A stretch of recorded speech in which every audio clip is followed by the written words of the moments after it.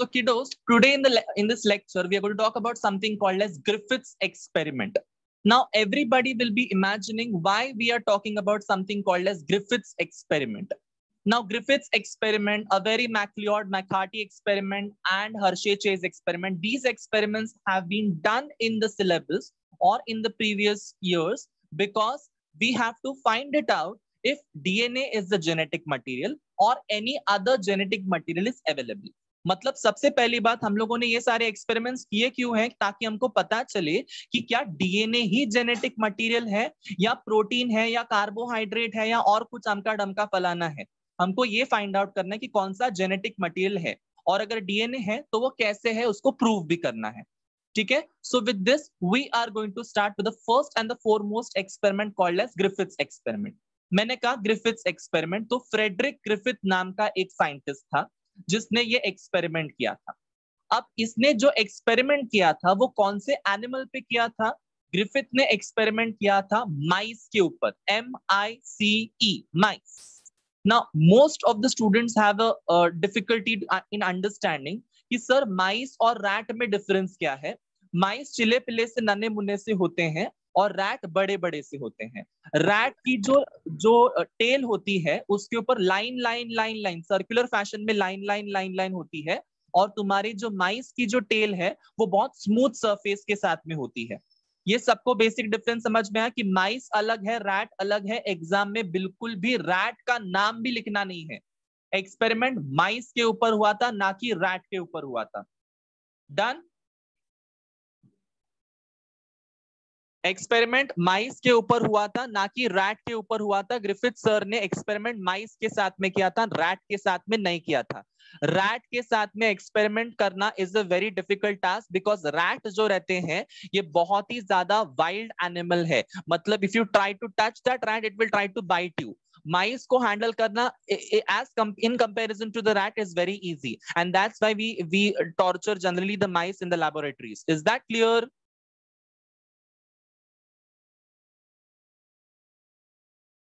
Now, one more important thing which we should remember in this experiment is Griffith's experiment जो रहता है वो सिर्फ माइस को लेकर नहीं किया था. तो माइस के अंदर कौन सा बैक्टीरिया को इन्वॉल्व किया था, कौन से बैक्टीरियम को अंदर डाला हुआ था? तो there is a bacterium called as Streptococcus pneumoniae. Streptococcus pneumoniae is a bacteria which causes pneumonia in case of mammals. अब तुम्हारे माइस भी मैमल्स है, रैट भी मैमल्स है, ओरंगुटान भी मैमल्स है, चिंपैंजी भी मैमल्स है, हम लोग भी मैमल्स है. मतलब जो क्लास मैमेलिया के अंदर निमोनिया पैदा कर सकता है, निमोनिया का इन्फेक्शन कॉज कर सकता है, उसको हम लोग स्ट्रेप्टोकोकस निमोनिया का बैक्टीरिया बोलते हैं. सुपर कूल, अमेजिंग, समझ में आ रहा है? Now, this Streptococcus pneumonia is basically having two kinds of strains. अब strain का मतलब क्या है? Strain का मतलब होता है type. स्ट्रेन का मतलब क्या है? स्ट्रेन का मतलब होता है प्रकार. अलग अलग टाइप के, दो प्रकार के हमारे पास में इसके स्ट्रेन्स होते हैं. Strain number 1 is called as S type and strain number 2 is called as R type.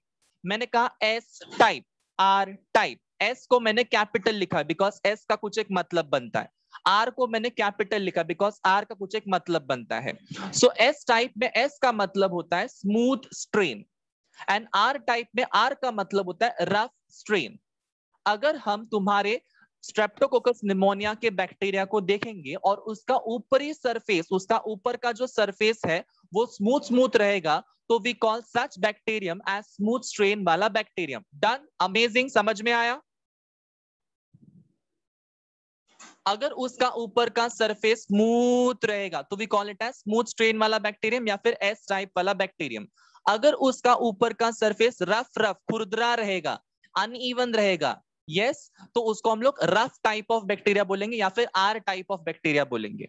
Now second important point which we should remember here कि स्मूथ हमेशा स्मूथ क्यों होता है? बिकॉज स्मूथ बैक्टीरिया के ऊपर, मतलब स्मूथ स्ट्रेन के ऊपर, स्ट्रेप्टोकोकस निमोनिया के स्मूथ स्ट्रेन के ऊपर एक पॉलीसैकेराइड कोट होता है, जिसके वजह से हम लोग उसको कैप्सूलर कोट बोलते हैं, and that entire bacterium is in the capsule. That's why it is smooth in appearance. उसके ऊपर जो तुम्हारा एस टाइप वाला जो बैक्टीरियम है उसके ऊपर एक कैप्सूलर कोटिंग होता है, पॉलीसैकेराइड का कोटिंग होता है, कैप्सूल होता है, पॉलीसैकेराइड का कैप्सूल। इस वजह से वो बैक्टीरिया जो वो स्मूथ स्मूथ दिखाई देगा। और जो आर टाइप है उसके ऊपर पॉलीसैकेराइड का कोई भी कोटिंग अवेलेबल नहीं है, इसलिए आर टाइप वाला जो बैक्टीरियम है वो रफ दिखाई देगा। सबको समझ में आया? Drop a heart in the chat box everyone.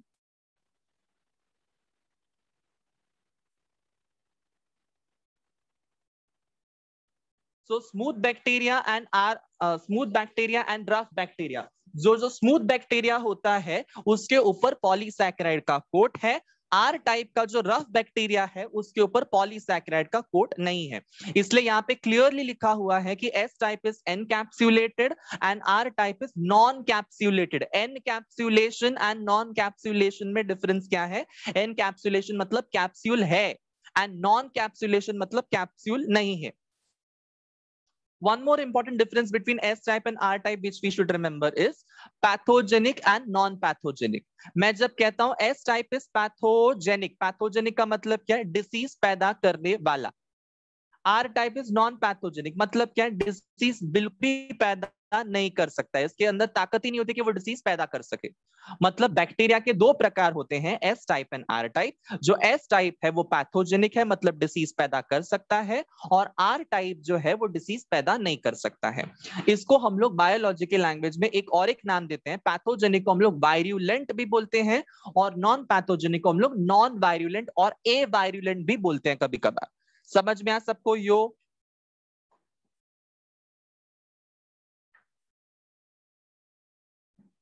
सबको समझ में आ रहा है ये चीज? एक एक लाइन, एक एक word. Now S type and R type में डिफरेंस क्या है? S type is smooth, S type के अंदर पैथोजेनिक बैक्टीरिया, एस टाइप मतलब पैथोजेनिक बैक्टीरिया होता है, मतलब वो वायरुलेंट बैक्टीरिया है। एस टाइप के ऊपर एनकैप्सुलेशन है, मतलब पॉलीसैकेराइड का कोट है। आर टाइप जो वो रफ काइंड ऑफ बैक्टीरिया में उसका सरफेस जो वो रफ है, खुरदरा है, अनइवन है, तो उसके वजह से हम लोग क्या बोलेंगे? इट इज नॉन कैप्सुलेटेड, उसके ऊपर पॉलीसैकेराइड का कोट नहीं होता है। वो लोग नॉन पैथोजेनिक होते हैं, या फिर नॉन वायरुलेंट या फिर ए वायरुलेंट होते हैं। ठीक है? Now let's begin with something called as experiment done by Griffith sir. Now ये जो ग्रिफिथ है, इन्होंने क्या किया था? 4 प्रकार के केसेस लिए थे। Case number 1, case number 2, case number 3, case number 4।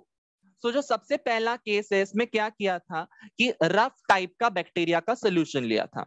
उस रफ टाइप के बैक्टीरिया के सोल्यूशन को इंजेक्शन में भर के माइस को अंदर इंजेक्ट कर दिया। जैसे माइस के अंदर इंजेक्ट कर दिया, माइस जिंदा रहा, माइस मरा नहीं।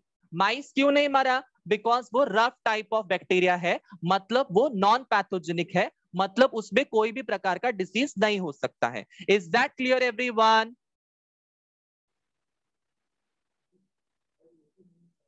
Is that clear?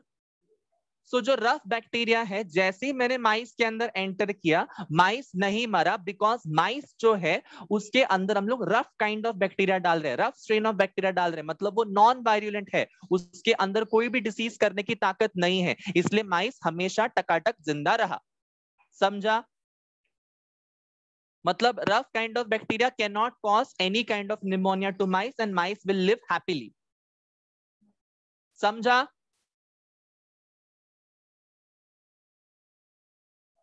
समझा है सबको? यस और no? Okay. The next case, second case में क्या हुआ कि जो स्मूथ बैक्टीरिया था, स्मूथ बैक्टीरिया, अब ये स्मूथ बैक्टीरिया क्या करने वाला है? हमारे माइस में जैसे हम लोग इंजेक्ट करेंगे, माइस मर जाएगा, माइस मर जाएगा। उसके बाद में हम लोग क्या करेंगे? थर्ड केस लेंगे। थर्ड केस में क्या करेंगे? स्मूथ बैक्टीरिया को गर्म करेंगे, स्मूथ बैक्टीरिया को हीट करेंगे। हीट करने के वजह से स्मूथ बैक्टीरिया जो है वो मर जाता है, किल हो जाता है। अगर मरा हुआ ही एस बैक्टीरिया जो है, अगर हम माइस के अंदर डालेंगे तो माइस तो हेल्दी रहेगा, माइस तो जिंदा रहेगा, माइस मरेगा तो नहीं। ठीक है? क्योंकि वो जो स्मूथ स्ट्रेन है वो मरा हुआ है, हीट करने की वजह से स्मूथ स्ट्रेन मर गया। जनरली स्मूथ स्ट्रेन जब हम लोग डायरेक्ट डालते हैं, लाइव स्मूथ स्ट्रेन को डालते हैं, तो माइस मर जाता है, उसमें निमोनिया हो जाता है और माइस मर जाता है। पर जब भी कभी हीट किल्ड बैक्टीरिया को हम लोग डालते हैं माइस के अंदर, तो माइस जिंदा रहता है। ये सबको समझ में आया? यो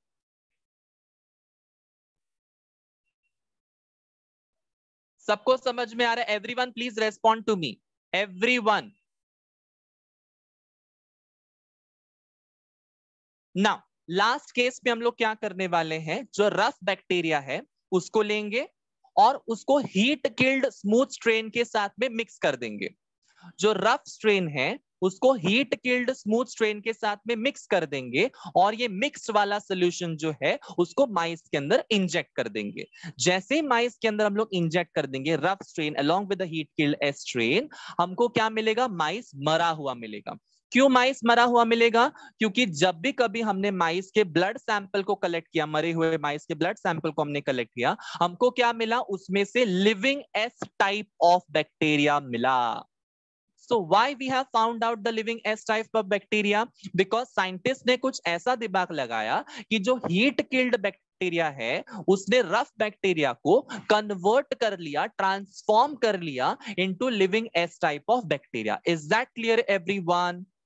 कि हीट किल्ड बैक्टीरिया में से कुछ एक ऐसी चीज तुम्हारे रफ बैक्टीरिया के पास में गई जिसके वजह से रफ बैक्टीरिया जो है, रफ स्ट्रेन जो है वो कन्वर्ट हो गया into living S type of bacteria, जिसके वजह से एस टाइप ऑफ बैक्टीरिया में कन्वर्ट होने की वजह से, ट्रांसफॉर्म होने की वजह से माउस मर गया। समझ में आया सबको?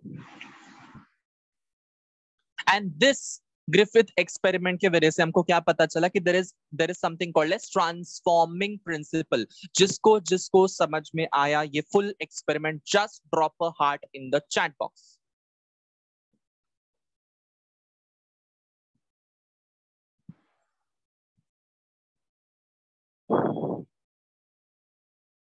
Yes, one last time the whole experiment in one shot. Listen to me very carefully. I explained you guys that rough strain था, smooth strain था। rough strain जब इंजेक्ट किया माइस मरा नहीं, स्मूथ स्ट्रेन इंजेक्ट किया माइस मर गया निमोनिया होने की वजह से। हीट किल्ड स्मूथ स्ट्रेन को जब इंजेक्ट किया माइस को निमोनिया नहीं हुआ, माइस जिंदा रहा।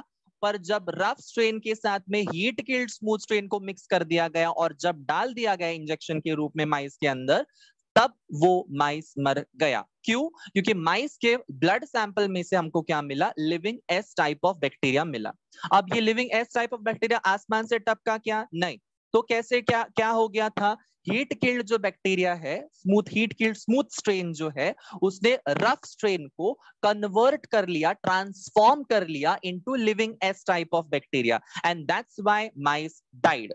बट ग्रिफिथ एक्सपेरिमेंट की वजह से ग्रिफिथ साइंटिस्ट ने अभी तक ये नहीं बता पाया कि वो कौन सा चीज था जिसके वजह से हीट किल्ड एस जो है वो रफ स्ट्रेन को स्मूथ स्ट्रेन में कन्वर्ट कर रहा है। ऐसा क्या अंदर घुसा रफ स्ट्रेन के अंदर जो एस टाइप में उसको कन्वर्जन करने में, ट्रांसफॉर्म करने में मदद कर रहा है?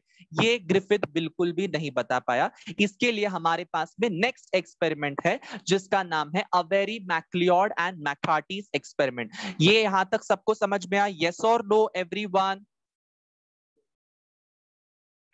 Avery MacLeod and McCarty's experiment, ये एक्सपेरिमेंट हम लोग अभी देखने वाले हैं। तीन साइंटिस्ट थे, Oswald, Avery MacLeod and McCarty. Yes, so ये McCarty, Avery MacLeod McCarty experiment में हम लोग क्या देखने वाले हैं, ये तीनों साइंटिस्ट का नाम है, ये रॉकफेलर यूनिवर्सिटीज में काम करते थे और रॉकफेलर यूनिवर्सिटी में इन्होंने ये एक्सपेरिमेंट सेटअप किया।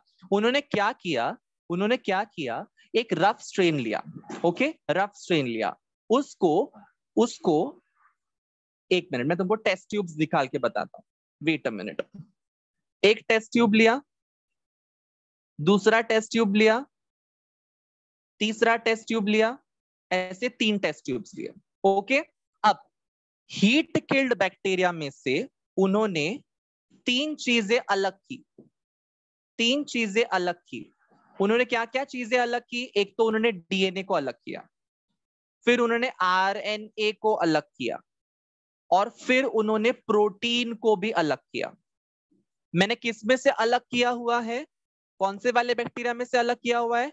हीट किल्ड स्मूथ स्ट्रेन में से।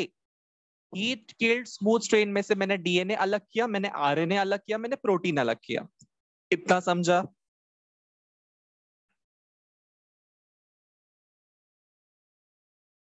इतना समझा? अब उस डीएनए को मैंने ट्यूब 1 में डाला, उस आरएनए को मैंने ट्यूब 2 में डाला, उस प्रोटीन को मैंने ट्यूब 3 में डाला, ओके। सो ऐसे मैंने 3 ट्यूब तैयार कर लिए।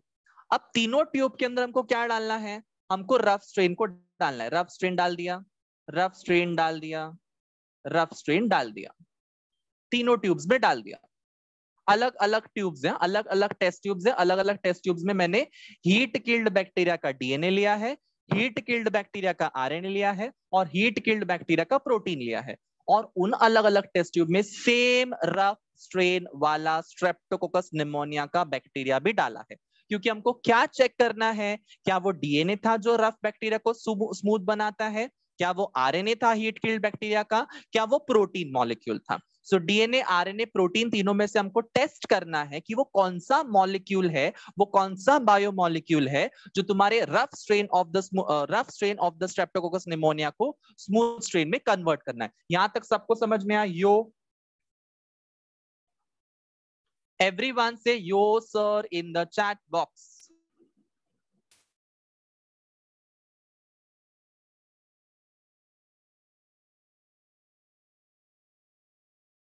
Okay, now listen to me. Listen to me.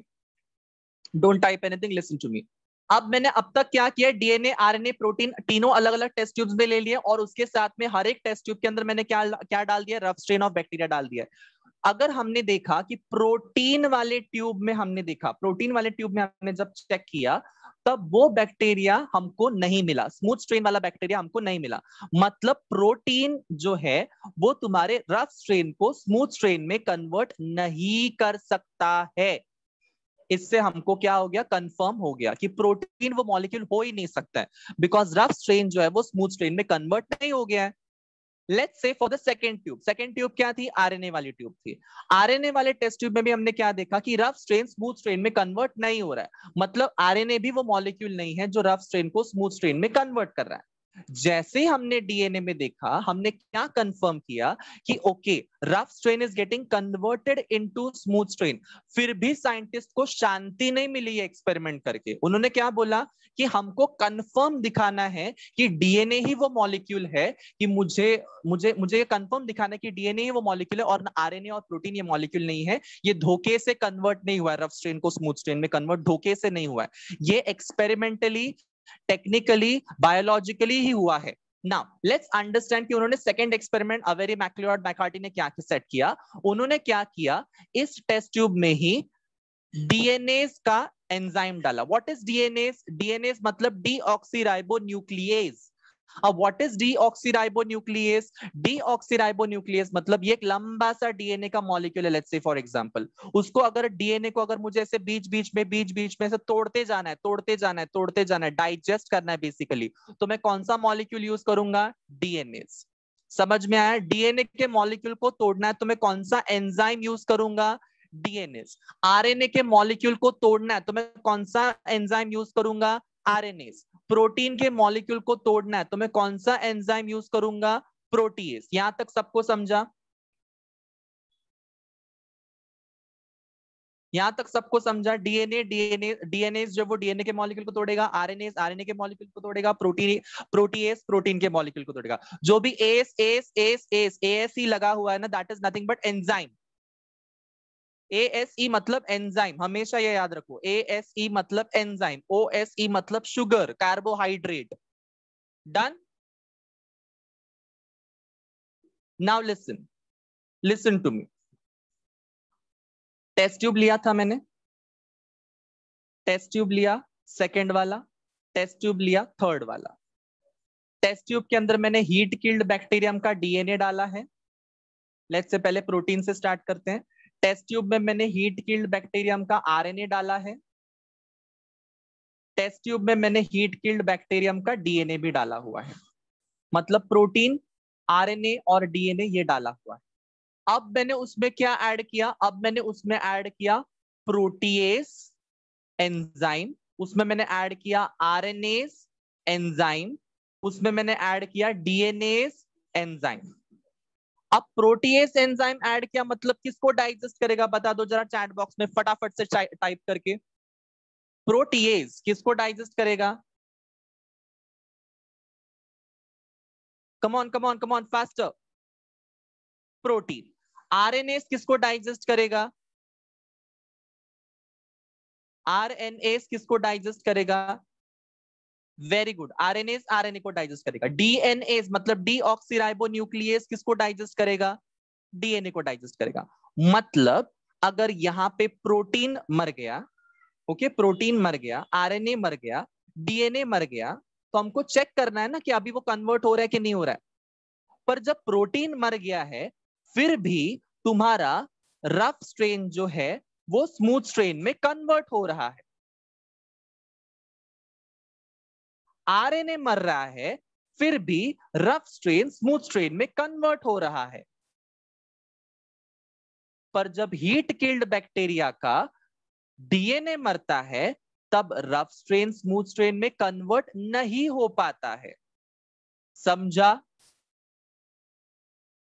मतलब हमने डबल चेक किया, हमने डबल चेक किया कि क्या डीएनए ही कन्वर्ट कर रहा है, क्या दूसरा कोई मॉलिक्यूल कन्वर्ट कर रहा है। बट आरएनए जब हम लोगों ने देखा, आरएनए जब हमने डाला, तब रफ स्ट्रेन स्मूथ स्ट्रेन में कन्वर्ट हो रही है। जब हमने डीएनए प्रोटीएज डाला, फिर भी रफ स्ट्रेन स्मूथ स्ट्रेन में कन्वर्ट हो रही है। पर जब हमने तुम्हारा डीएनए डाला, तब रफ स्ट्रेन स्मूथ स्ट्रेन में कन्वर्ट नहीं हो रही है, बिकॉज डीएनए तो मर गया ना।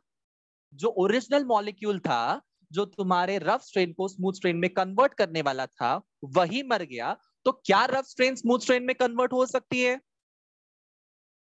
क्या रफ स्ट्रेन स्मूथ स्ट्रेन में कन्वर्ट हो सकते हैं? डीएनए ही नहीं रहा। सिंपल, ना रहेगा बाज, ना रहेगी बांसुरी। सिंपल। सो अगर तुम्हारा डीएनए ही नहीं है, तो क्या वो स्मूथ स्ट्रेन में कन्वर्ट होगा? Answer is no. One last time, I'm explaining the whole experiment once again. Listen to me very carefully. ध्यान दो, मैंने क्या बोला? अवेरी मैक्लियोड मैकार्टी ये जो एक्सपेरिमेंट कर रहे थे, वो किसके लिए एक्सपेरिमेंट कर रहे थे? बिकॉज ग्रिफिथ ने जो एक्सपेरिमेंट किया था वो आधा अधूरा में छोड़ दिया था। ग्रिफिथ ने क्या बोला था कि एक, लेट्स से फॉर एग्जांपल, कोई एक चीज है, कोई एक मॉलिक्यूल है जो तुम्हारे रफ स्ट्रेन को स्मूथ स्ट्रेन में कन्वर्ट कर रहा है, जिसकी वजह से माइस के अंदर वो डेवलप हो रहा है, वो बैक्टीरिया, और माइस मर रहा है। ठीक है, तो स्मूथ स्ट्रेन मिल रहा है और माइस मर रहा है, ये उसने ऐसे बोला था। बट अब वो मॉलिक्यूल कौन सा था जो रफ स्ट्रेन को स्मूथ स्ट्रेन में कन्वर्ट कर रहा है? इसका एक्सपेरिमेंटल प्रूफ जो है वो अवेरी मैक्लियोड मैकार्टी एक्सपेरिमेंट से मिला हमको। अवेरी मैक्लियोड मैकार्टी एक्सपेरिमेंट में क्या हुआ था कि रफ स्ट्रेन लिया था और साथ ही साथ में हीट किल्ड स्मूथ स्ट्रेन के 3 अलग अलग मॉलिक्यूल्स को लिया था। एक प्रोटीन लिया, एक आरएनए लिया, एक डीएनए लिया। प्रोटीन के अंदर हमने रफ स्ट्रेन को जब डाला, तब प्रोटीन के अंदर रफ स्ट्रेन जो है वो स्मूथ स्ट्रेन में कन्वर्ट नहीं हुई। जब हमने आरएनए के अंदर वो डाला रफ स्ट्रेन को, तब आरएनए की वजह से रफ स्ट्रेन स्मूथ स्ट्रेन में कन्वर्ट नहीं हुई। पर जब डीएनए वाले टेस्ट ट्यूब में हमने डाला, हीट किल्ड वायरस का डीएनए वाले टेस्ट ट्यूब में हमने जब डाला, तब तुम्हारी जो रफ स्ट्रेन है वो स्मूथ स्ट्रेन में आराम से कन्वर्ट हो गई। तो उन्होंने क्या कन्फर्म किया इससे? उनका क्या इन्फरेंस निकला इससे कि ओके फाइन, डीएनए ये मॉलिक्यूल हो सकता है। बट ये प्रूफ करने के लिए उन्होंने क्या किया? लेट्स से उन्होंने यूज किया 2 प्रकार के एंजाइम, एक यूज किया प्रोटीएज, एक यूज किया डीएनएज। जब प्रोटीएज डाला उन्होंने उस पूरे बैक्टीरिया के अंदर, मतलब ये सोल्यूशन के अंदर, ये सोल्यूशन के अंदर जब उन्होंने प्रोटीएज डाला, तो रफ स्ट्रेन स्मूथ स्ट्रेन में कन्वर्ट हो रहा है। जब उन्होंने आरएनएज डाला, फिर भी रफ स्ट्रेन स्मूथ स्ट्रेन में कन्वर्ट हो रहा है, क्योंकि डीएनए तो अभी तक अवेलेबल है ना। पर जैसे ही उन्होंने डीएनए वाला एंजाइम डाला, ये रफ स्ट्रेन स्मूथ स्ट्रेन में जिंदगी में कभी कन्वर्ट नहीं होगा। समझा? ड्रॉप अ हार्ट एवरीवन, जिसको समझ में आया। अब क्रिस्टल क्लियर है सबको? Diamond clear, distilled water clear, everyone? No problem at all? जो भी कल के लेक्चर्स में कंफ्यूजन था या प्रॉब्लम हो रहा था, नहीं समझ में आ रहा था, उल्टा पुल्टा समझ में आ रहा था, बहुत सारे बच्चों को कंफ्यूजन हो रहा था, उसका कंफ्यूजन आज मिट गया, एकदम कंप्लीटली वॉश्ड ऑफ? यस और नो? चुन्नू मुन्नू एंड टुन्नू पुन्नूज। चलो चलिए नेक्स्ट एक्सपेरिमेंट पे जाते हैं। Are we all ready to go for the next experiment? चलो नेक्स्ट एक्सपेरिमेंट को भी इसी लेवल पे, एकदम क्या बोलते हैं, नेक्स्ट लेवल पे समझते हैं, एकदम हायर लेवल पे समझते हैं। नेक्स्ट एक्सपेरिमेंट हमारा जो है that is called as Hershey and Chase experiment. अब तुम लोग मुझे बोलोगे कि सर अभी तो हमको समझ में आ गया कि अवेरी मैक्लियोड मैकार्टी ने जो एक्सपेरिमेंट किया था उससे क्लियरली समझ में आ गया कि डीएनए ही जो था वो ट्रांसफॉर्मिंग प्रिंसिपल की तरह काम कर रहा है, वही ट्रांसफॉर्मेशन कर रहा है तुम्हारे रफ स्ट्रेन का स्मूथ स्ट्रेन के अंदर। फिर next experiment Hershey and Chase करने की जरूरत क्या आन पड़ी? तो कुछ साइंटिस्ट जो थे, कुछ ग्रुप ऑफ साइंटिस्ट जो थे, वो अभी भी कन्विंस्ड नहीं थे तुम्हारे अवेरी मैक्लियोड मैकार्टी के एक्सपेरिमेंट की वजह से। इसीलिए हर्शे और चेज नाम के जो साइंटिस्ट थे, उन्होंने ये थर्ड वाला एक्सपेरिमेंट किया और फाइंड आउट करने की कोशिश की कि हर्शे एंड चेज एक्सपेरिमेंट से कि ये डीएनए ही जेनेटिक मटेरियल है या नहीं है। समझ में आया है सबको? यस। हमको सभी हालत में सभी एक्सपेरिमेंट से यही प्रूव करना है कि डीएनए जेनेटिक मटेरियल है या नहीं है। चलिए समझते हैं अभी एक्सपेरिमेंट से। Okay, now listen to me very carefully. सबसे पहली बात, अब तक हम लोग माइस को यूज कर रहे थे, अब तक हम लोग स्ट्रेप्टोकोकस निमोनिया वाले बैक्टीरिया को यूज कर रहे थे। यहाँ पे कोई स्ट्रेप्टोकोकस निमोनिया, कोई माइस वाला एक्सपेरिमेंट नहीं है, ये कंप्लीटली ब्रांड न्यू एक्सपेरिमेंट है। तो वो कॉन्सेप्ट को दिमाग में रखो, बट इस कॉन्सेप्ट के साथ में उसको मिक्स मत करो। ठीक है everyone? Do not mix that experiment with this experiment. This is a complete brand new experiment which is set up by Hershey and Chase for your better understanding and for everybody's better understanding that DNA is only and only genetic material available. Done. Now, with this super amazing understanding, let's start talking about bacteriophage. Bacteriophage क्या होता है ये पहले समझते हैं। Now what is bacteriophage? नाम में ही लिखा है बैक्टीरियोफेज, तो ऐसा मत कंसिडर करो कि बैक्टीरियोफेज मतलब बैक्टीरिया है। बैक्टीरियोफेज मतलब बैक्टीरिया नहीं है। बैक्टीरियोफेज का मतलब क्या है कि वो वायरस है जो बैक्टीरिया को डिसीज कॉज करता है, डिसीज पैदा करता है। Is that clear everyone? Bacteriophage is a virus. Write it down, everyone in the notebook. Bacteriophage is a virus which causes disease in case of bacteria. जैसे हमारे वायरसेस जो रहते हैं वो प्लांट वायरस भी रहते हैं, एनिमल वायरस भी रहते हैं। मतलब प्लांट में डिसीज कॉज करने वाले जो वायरस है उनको हम लोग प्लांट वायरस बोलते हैं। एनिमल्स में डिसीज कॉज करने वाले जो वायरस है उसको हम लोग एनिमल वायरस बोलते हैं। और बैक्टीरिया को डिसीज कॉज करने वाले जो वायरस रहते हैं उसको हम लोग क्या, सॉरी, हाँ, उसको हम लोग क्या बोलते हैं? बैक्टीरियल वायरस बोलते हैं। समझ में आया? Is that clear everyone? Animal को डिसीज कॉज करने वाले वायरस को एनिमल वायरस बोलेंगे, प्लांट को डिसीज कॉज करने वाले वायरस को प्लांट वायरस बोलेंगे, और तुम्हारे बैक्टीरिया को डिसीज कॉज करने वाले वायरस को हम लोग बैक्टीरियल वायरस बोलेंगे। मतलब बैक्टीरिया को भी वायरस ने नहीं छोड़ा हुआ है, इतना ज्यादा वायरस ने सब जगह पे डेरा जमा के रखा हुआ है। Is that clear? Drop a heart.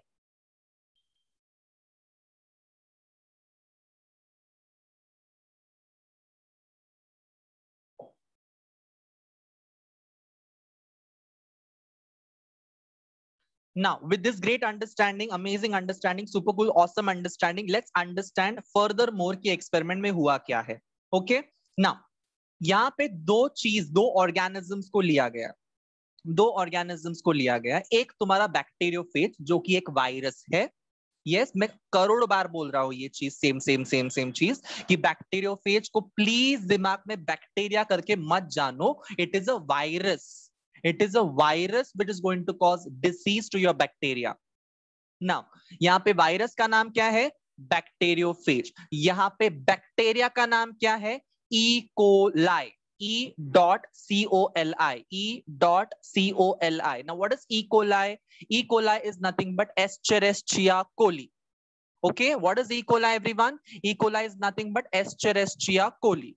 Now, this bacteria is going to cause some amount of Escherichia coli is going to cause some amount of bacteriophage is going to cause some amount of infection to Escherichia coli. Is that clear, everyone?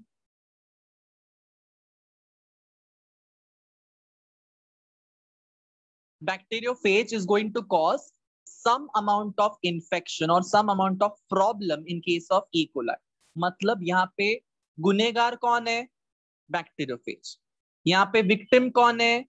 E coli. समझ में आया? सबको समझ में आया? Yes. Now listen to me very carefully. जो मैं experiment यहाँ पे बोलने वाला हूँ वो एक्सपेरिमेंट को समझने से पहले हमारी जो बेसिक्स है, फंडामेंटल्स है, फंडास जो है वो एकदम क्लियर होने चाहिए। क्या फंडामेंटल क्लियर हो जाने चाहिए कि हम सबको पता है there is something called as DNA, there is something called as protein. Okay, जब मैं डीएनए की बात करता हूं तो डीएनए किससे बना हुआ है, जरा चैट बॉक्स में फटाफट से लिखो, डीएनए किससे बना हुआ है? Come on, everyone. I want to see chat box full with the answers. Loaded with the answers. अब तक chat box पूरा भर जाना चाहिए आंसर्स करके। Everyone, डीएनए किससे बना हुआ है? गुप्ता सिबलिंग्स बोल रहे हैं न्यूक्लियोटाइड, मीनाक्षी बोल रही है फॉस्फोरस। बताइए क्या आंसर है, जल्दी जल्दी जल्दी। पीयूष ने तो पूरा पूरा सामग्री बता दी, phosphate, sugar, nitrogenous base. Yes, Amrita ने भी पूरी सामग्री बता दी है, nitrogenous base, pentose sugar, phosphorus group. तो इतना सारा झोल जमेला बोलने से अच्छा है क्या हम लोग ऐसे बोल सकते हैं कि तुम्हारे डीएनए के अंदर न्यूक्लियोटाइड्स होते हैं। DNA is a polymer of nucleotide. Very good Kartik. Repetition of formation of nucleotide forms polymer of DNA. Very good, very nicely explained. मतलब क्या है, बेसिकली जो तुम्हारा डीएनए है वो तुम्हारा पॉलीन्यूक्लियोटाइड है। पॉलीन्यूक्लियोटाइड का मतलब क्या होता है कि उसके अंदर रिपीटेड यूनिट्स ऑफ न्यूक्लियोटाइड है। जैसे कि अमृता, पीयूष और बाकी सारे लोगों ने भी बोला कि जो तुम्हारा न्यूक्लियोटाइड है उसके अंदर nitrogenous base, pentose sugar and phosphate group होता है। यस और नो, सब लोग मानते हो? यो एवरीवन, सब लोग मानते हो ये चीज? Agreeing to this fact? चलो ना, डीएनए के अंदर बेसिकली क्या है, यहाँ पे हमको किस पे फोकस रखना है स्टूडेंट्स? हमको फोकस रखना है फॉस्फेट ग्रुप के ऊपर।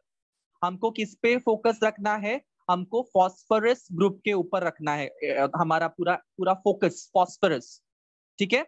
रेडियो एक्टिव फॉस्फोरस के ऊपर हमको, मतलब रेडियो एक्टिव फॉस्फोरस बाद में हम लोग ऐड करने वाले हैं, बट फॉस्फोरस के ऊपर थोड़ा सा फोकस बनाए रखो। Is that clear? Is that clear everyone? मतलब डीएनए में क्या है? फॉस्फोरस। क्या है? फॉस्फोरस है। डीएनए में क्या है? फॉस्फोरस है ना।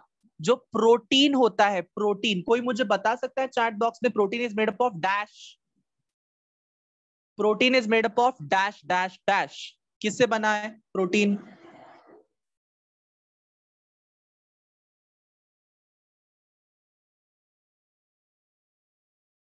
प्रोटीन किससे बना? सल्फर से कैसे बना रहेगा रे? No sulphur. Yes, amino acid. Gupta siblings, Amrita, Amey, Shreyas, sorry Shreya, everyone, amino acid बराबर आंसर है। Tanuja, Akshata, amino acid, very good. No, basically हमको बोलना क्या है यहाँ पे कि जो प्रोटीन है वो अमाइनो एसिड से बना हुआ है। ओके, जो तुम्हारा डीएनए है वो तुम्हारा न्यूक्लियोटाइड से बना हुआ है। जब हम लोग प्रोटीन की बात करते हैं, हमको सल्फर को ध्यान में रखना है कि प्रोटीन के अंदर सल्फर कंपाउंड होता है, सल्फर मॉलिक्यूल होता है, S, sulphur. Is that clear? और जब हम डीएनए की बात करते हैं तब डीएनए के अंदर फॉस्फोरस होता है। फॉस्फोरस यानी पी, फॉस्फेट ग्रुप फॉस्फोरस यानी पी। समझा? समझा है सबको? Drop heart. तो फोकस में कब लाना है? डीएनए की जब बात करता हूं तो फॉस्फोरस चमकना चाहिए दिमाग में।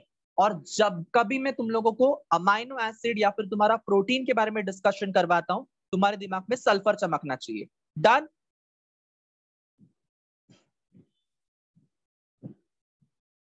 ना, with this great understanding, let's set the experiment. अब हमको एक एक्सपेरिमेंट सेट करना है। नाउ स्टूडेंट्स, इमेजिन करो कि हम लोग ही हर्षे और चेज है। ओके, इमेजिन करो कि हम लोग ही हर्षे और चेज और हमको एक्सपेरिमेंट को सेटअप करना है। तो हमको एक्सपेरिमेंट को सेटअप करने के लिए हमारे पास में क्या क्या होना चाहिए? एक तो हमारा बैक्टीरियोफेज होना चाहिए, which is a virus. Okay, हमारे पास में बैक्टीरियोफेज होना चाहिए। हमारे पास में ई कोलाई नाम का बैक्टीरिया भी होना चाहिए। ये सबको मानते हो? ये सब लोग मानते हो? जैसे हमको अगर खाना बनाना होगा तो हमको हमारी सामग्री रेडी रखनी पड़ेगी ना। हमको नमक चाहिए, हमको कांदा चाहिए, हमको मसाले चाहिए, हमको टोमेटो चाहिए, हमको वेजिटेबल्स चाहिए। यस, ये सारी सामग्री हम लोग जैसे रेडी रखते हैं, वैसे किसी भी एक्सपेरिमेंट को सेट करने से पहले उसका इंग्रेडिएंट्स जो है, उसके अपैरेटस जो है, उसका उसका जो रिक्विजिट है, प्री रिक्विजिट है, वो रेडी रखना ही चाहिए। Is that clear? तो हमारे पास में बैक्टीरियोफेज है, हमारे पास में ई कोलाई नाम का बैक्टीरिया है। Now bacteriophage is a virus, E coli is a bacteria. ये दोनों वायरस बैक्टीरिया हमारे पास में तैयार है। अब हमको क्या करना है, बैक्टीरियोफेज ना टोटल कितने लेने पता है? टोटल लेने हैं 20। टोटल 20 बैक्टीरियोफेजेस को लेना है। 20 बैक्टीरियोफेजेस को लेना है, 20 बैक्टीरियोफेजेस को लेना है। उसमें से 10-10 का ग्रुप बनाना है, 10 इधर और 10 नीचे। 10-10 का मैंने ग्रुप बनाया। मैंने किसको लिया बच्चे लोग? मैंने 20 बैक्टीरियोफेज के वायरस को लिया हुआ है। मैंने 20 बैक्टीरियोफेज के वायरस को लिया है, जिसमें से 10 बैक्टीरियोफेज के वायरस को मैंने अलग किया और 10 बैक्टीरियोफेज के वायरस को मैंने अलग किया। अब जो 10 बैक्टीरियोफेज वाला जो वायरस है, पहला जो कैटेगरी है, उसको मैंने किस में ग्रो किया पता है? उसको मैंने ग्रो किया तुम्हारे रेडियो एक्टिव सल्फर के साथ में। रेडियो एक्टिव सल्फर के साथ में, रेडियो लेबल्ड और रेडियो एक्टिव सल्फर के साथ में मैंने क्या किया? ग्रो किया। किसमें ग्रो किया? रेडियो एक्टिव सल्फर के साथ में। ओके, नेक्स्ट मैंने क्या किया? नेक्स्ट मैंने जो 10 बैक्टीरिया चुने थे, उसको मैंने किसके साथ में ग्रो किया? Radio active phosphorus. और I just write RAP, radio active phosphorus, RAP। Okay, RAP is nothing but rap नहीं। RAP का मतलब होता है रेडियो एक्टिव फॉस्फोरस, RAS का मतलब होता है रेडियो एक्टिव सल्फर। सबके दिमाग में घुस गया ये चीज? एकदम घुस गया?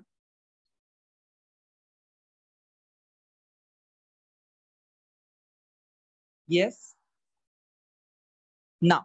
मैंने क्या किया है, वापस से एक बार एक्सप्लेन कर रहा हूं। मैं एक्सपेरिमेंट को अभी स्टार्ट कर रहा हूं। एक्सपेरिमेंट को स्टार्ट करने से पहले मेरे पास क्या रेडी रहने चाहिए? बैक्टीरियोफेजेस के 20 वायरस रेडी रहने चाहिए। वो 20 वायरस में से 10 वायरस को मैंने क्या किया?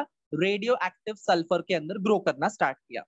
एक मैंने कोनिकल फ्लास्क लिया, उसके अंदर सोल्यूशन बनाया रेडियो एक्टिव सल्फर का, और उसके अंदर हम लोगों को न्यूट्रिएंट मटेरियल भी मैंने डाल दिया, बिकॉज वायरस है तो वायरस को ग्रो करने के लिए न्यूट्रिएंट मटेरियल भी तो चाहिए, खाना पीना भी तो चाहिए वायरस को। वायरस भूखा मरेगा क्या? यस और नो? तो वायरस को खाना खाने के लिए वहां पे न्यूट्रिएंट मटेरियल के अंदर हम लोगों ने उसको डाला, और न्यूट्रिएंट मटेरियल के साथ में उसमें RAS that is radio active sulphur भी डाल दिया। डन। फिर मैंने क्या किया? वायरस को दूसरे कोनिकल फ्लास्क में लिया, और दूसरे कोनिकल फ्लास्क में मैंने क्या डाला? रेडियो एक्टिव फॉस्फोरस डाला, और वायरस को मैंने उसमें डाल दिया, बैक्टीरियोफेज को भी डाल दिया। डन।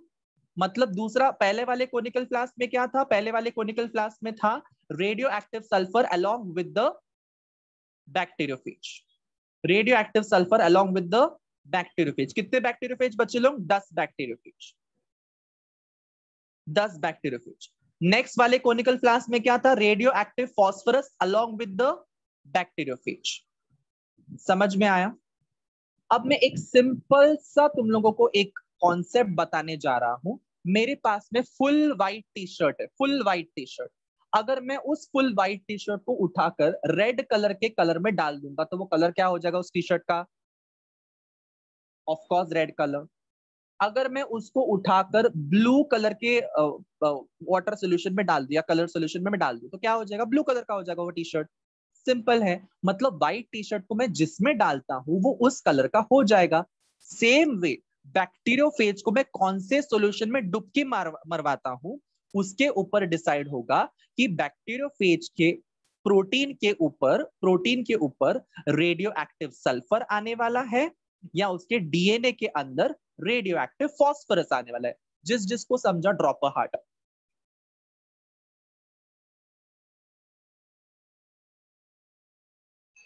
जिसको समझा drop a heart. Now, one more important thing before we continue, before we move ahead, we need to know about this. Let's know about this once again कि ये कर क्या रहा हूं मैं। So, बच्चे लोग, जो बैक्टीरियोफेज रहता है, बैक्टीरियोफेज, उस बैक्टीरियोफेज का अगर हम डायग्राम देखेंगे, तो तुम लोग को उसके अंदर ना दो चीजें दिखाई देंगी। दो चीजें। एक ऐसा एक हेक्सागोनल चीज तुमको दिखाई दे रहा है, यस। और उसके नीचे तुम लोग को ऐसे उसके पाव वगैरह दिखाई दे रहे हैं, पाव जैसे स्ट्रक्चर्स दिखाई दे रहे हैं। उसके पाव नहीं है एक्चुअली वो, पर पाव जैसे स्ट्रक्चर्स है वो, इट इज नॉट लेग। तो ये तुमको जो दिखाई दे रहा है इसके, ये जो पार्ट मैंने ब्लैक कलर से बनाया है, ये पार्ट जो है बैक्टीरियोफेज का, ये प्रोटीन से बना हुआ है, प्रोटीन से बना हुआ, इतना याद रखो। और जो मैं अंदर उसका डीएनए बनाता हूँ, डीएनए, जब मैं बैक्टीरियोफेज का डीएनए बनाता हूं तो वो किससे बना हुआ रहेगा? न्यूक्लियोटाइड से बना हुआ रहेगा। मतलब न्यूक्लियोटाइड में क्या रहेगा बच्चों लोग? फॉस्फोरस रहेगा। समझ में आया? समझ में आया सबको? Is that clear? ये बेसिक अंडरस्टैंडिंग सबको आ गई? मतलब जो बाहर वाला काला चीज है उसमें रेडियो एक्टिव सल्फर जाएगा और चिपक जाएगा, रेडियो एक्टिव सल्फर जाके चिपक जाएगा। और जो तुम्हारा अंदर का जो डीएनए है उसमें रेडियो एक्टिव फॉस्फोरस से वो लेबल होगा। मतलब बाहर वाला प्रोटीन कोड किससे लेबल होगा? रेडियो एक्टिव सल्फर से। और अंदर वाला डीएनए किससे लेबल होगा? रेडियो एक्टिव फॉस्फोरस से। Is that clear everyone?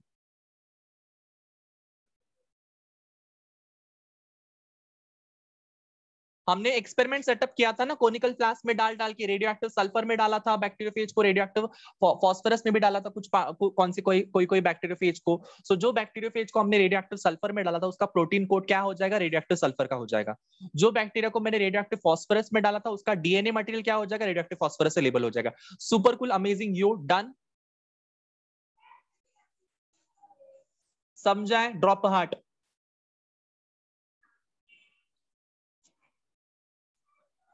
अब सबके दिमाग में एक सवाल जरूर आया रहेगा कि सर हमने रेडियो एक्टिव लेबल्ड वाले ही सल्फर और फास्फोरस को क्यों यूज किया? ये सबके मन में सवाल आया था कि रेडियो एक्टिव वाली चीजें ही हम लोग क्यों यूज कर रहे हैं। सो ये सवाल बहुत ही ज्यादा वैलिड है, क्योंकि ये सवाल आने का रीजन ये है कि हमको नहीं समझना कि हम लोग को रेडियो एक्टिव क्यों यूज कर रहे हैं। तो रेडियो एक्टिव जो एलिमेंट्स रहते हैं वो, उनको अगर हम लोग ना किसी भी क्या बोल सकते हैं, एक्सरे लाइट से या फिर किसी भी फोटोलिटिक लाइट से अगर हम लोग उसको एमिट करते हैं तो उसमें से लाइट एमिट होती है। वो जो रेडियो लेबल्ड चीजें रहती है ना उसमें से लाइट एमिट होती है। ठीक है, मतलब वो चमकते हैं। जो भी रेडियो एक्टिव चीजें हैं बेसिकली वो चमकते हैं। यस, लाइट के प्रेजेंस में वो चमकते हैं। Is that clear? सबको समझ में आया? मतलब जिस बैक्टीरियोफेज को हमने रेडियो एक्टिव सल्फर में डुबकी लगवाया था, वो बैक्टीरियोफेज का कौन सा वाला पार्ट चमकेगा? प्रोटीन चमकेगा या डीएनए चमकेगा? प्रोटीन चमकेगा या डीएनए चमकेगा? बता दो। जिस बैक्टीरियोफेज को मैंने तुम्हारे रेडियो एक्टिव सल्फर में डुबकी लगवाया था, उसको उसमें ग्रो करवाया था, तो उसका कौन सा पार्ट चमकेगा? कौन सा पार्ट रेडियो एक्टिव लेबल्ड हो जाएगा? ऑफ कोर्स उसका प्रोटीन कोट जो है बाहर वाला काला कलर का जो मैंने बनाया हुआ है वही चमकेगा। पर जब मैं दूसरे वाले सेट ऑफ बैक्टीरियोफेजेस की बात करता हूं जिनको मैंने रेडियो एक्टिव फॉस्फोरस में डुबकी लगवाया था, उसका कौन सा वाला पार्ट चमकेगा? क्या उसका प्रोटीन चमकेगा? नहीं चमकेगा। उसका क्या पार्ट चमकेगा? डीएनए चमकेगा। DNA, please write DNA in capital letters, do not use small letters, because वो डीएनए है, उसका फुल फॉर्म है डीऑक्सीराइबो न्यूक्लिक एसिड। हमेशा एग्जाम में डीएनए को फुल फॉर्म कैप्स लॉक में ही लिखना है। समझ में आया? Capital letters only. Done everyone? So जिसको मैंने रेडियो एक्टिव फॉस्फोरस में डुबकी लगवाया है उसका डीएनए चमक रहा है उस बैक्टीरियोफेज का। जिस बैक्टीरियोफेज को मैंने रेडियो एक्टिव सल्फर में डुबकी लगवाया उस बैक्टीरियोफेज का तुम्हारा प्रोटीन कोड चमक रहा है। इतना मैंने एकदम क्लियरली समझा दिया। Now listen to me very carefully. यहाँ पे एक्सपेरिमेंट खत्म नहीं हुआ है, यहाँ पे एक्सपेरिमेंट की एक्चुअल शुरुआत हुई है। मतलब हमारी सामग्री अभी एकदम रेडी है, एकदम रेडी है। हमने क्या किया? इस बैक्टीरियोफेज को लिया, ये वाले बैक्टीरियोफेज को लिया जिसका प्रोटीन कैप्सूल जो है वो सल्फर से लेबल है, रेडियोएक्टिव सल्फर से लेबल्ड है, उसको लिया हमने, ई कोलाई के पास में उसको छोड़ दिया। जैसे उसने ई कोलाई के पास में हम लोगों ने छोड़ दिया, उसने क्या किया? ये वाला अंदर वाला मटेरियल उसके अंदर डाल दिया। ठीक है, अंदर वाला मटेरियल उसके अंदर डाल दिया। हम सबको पता है अंदर वाला मटेरियल क्या है बच्चों लोग, बैक्टीरियोफेज का जो अंदर वाला जिगजैग जिगजैग है वो क्या है, मैगी नूडल्स, यिप्पी नूडल्स, क्या है वो, यस क्या है वो, DNA. Very good, very good, वो डीएनए है। मतलब बैक्टीरियोफेज क्या करता है कि ऐसा पुचुक करके पूरा डीएनए जो है वो ई कोलाई बैक्टीरिया के अंदर डाल देता है। पर क्या तुम्हारे ये वाला बैक्टीरिया सल्फर से लेबल्ड है, मतलब उसका डीएनए सल्फर से लेबल्ड है? सल्फर से लेबल तो हो ही नहीं सकता है, नहीं हो सकता है ना। तो जो पुचुक करके अंदर गया वो बिना लेबल्ड वाला डीएनए अंदर गया है, यस और नो, यस, ओके। अब ये तुमको समझ में आया। Let's take the case number 2। Case number 2 देखते हैं। अब यहां पे तुमको क्या दिख रहा है, रेडियो एक्टिव लेबल्ड डीएनए दिख रहा है। क्या उसका प्रोटीन कोड लेबल्ड है, क्या उसका प्रोटीन कोड लेबल्ड है, नहीं है, उसका डीएनए लेबल्ड है, उसका डीएनए लेबल्ड है, फास्फोरस से लेबल्ड है, रेडियो एक्टिव फास्फोरस से लेबल्ड है। जब मैंने उस बैक्टीरियोफेज को ई कोलाई को इन्फेक्शन करवाने के लिए छोड़ दिया तो उसने पुचुक करके क्या अंदर डाला, उसने पुचुक करके तुम्हारा रेडियो एक्टिव लेबल्ड डीएनए जो है वो अंदर डाला जो फास्फोरस से लेबल्ड है। सो जैसे ही वो डीएनए अंदर गया, पूरा का पूरा जो बैक्टीरियोफेज है उसका ऊपर वाला जो प्रोटीन कोट है वो निकल जाता है, वो निकल जाता है। ये देखो प्रोटीन कोट निकल जाता है, प्रोटीन कोट निकल जाता है। मतलब बैक्टीरियोफेज करता क्या है, बेसिकली बैक्टीरियोफेज सिर्फ और सिर्फ डीएनए को पुचुक करके ई कोलाई के बैक्टीरिया के अंदर डाल देता है और प्रोटीन वाला पार्ट निकल के फेंक जाता है, प्रोटीन वाला पार्ट निकल के बाहर निकल जाता है, कंप्लीटली बाहर। समझ में आया?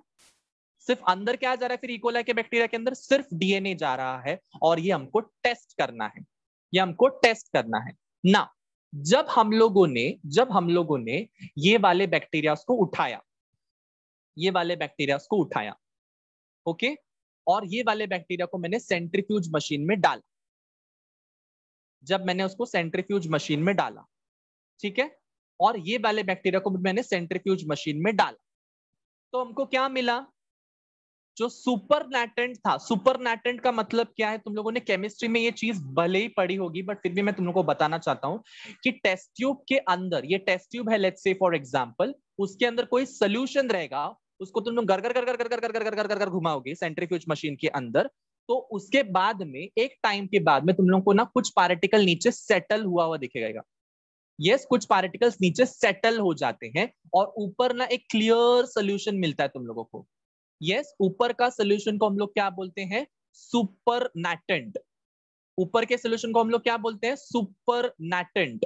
और नीचे जो कलेक्ट होता है उसको हम लोग क्या बोलते हैं, पेलेट, PELLET। इतना समझा, इतना समझा? केमिस्ट्री में ये अच्छे से पढ़ा हुआ है। सुपर नैटम, सुपर नैटेंट मतलब ऊपर वाला जो क्लियर सोल्यूशन है उसको हम लोग सुपर नैटेंट बोलते हैं और नीचे वाला जो कलेक्ट होता है उसको हम लोग पेलेट बोलते हैं। ओके, समझ में आया?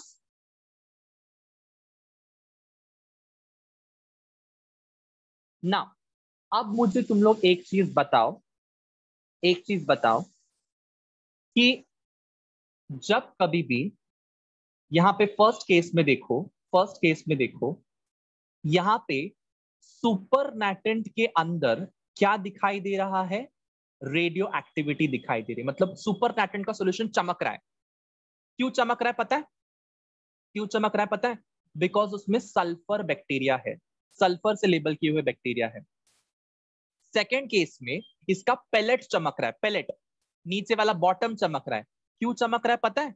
क्योंकि ई कोलाई जो है ना, ई कोलाई का बैक्टीरिया वो नीचे जाके सेटल हो गया है। ई कोलाई हैवी हो गया, तुम्हारा रेडियो एक्टिव डीएनए की वजह से हैवी हो गया और वो ई कोलाई का बैक्टीरिया नीचे सिंक इन हो गया, और सिंक इन होने की वजह से हम लोग क्या बोल सकते हैं, radioactivity in the pellet is found. और इस वजह से हम लोग क्या फाइंड आउट कर सकते हैं कि जो तुम्हारा डीएनए है वही जाता है तुम्हारे ई कोलाई के अंदर, और ना कि तुम्हारा सुपरनेटेंट में पाए जाने वाला सल्फर का कोट या फिर प्रोटीन का कोट। समझ में आया?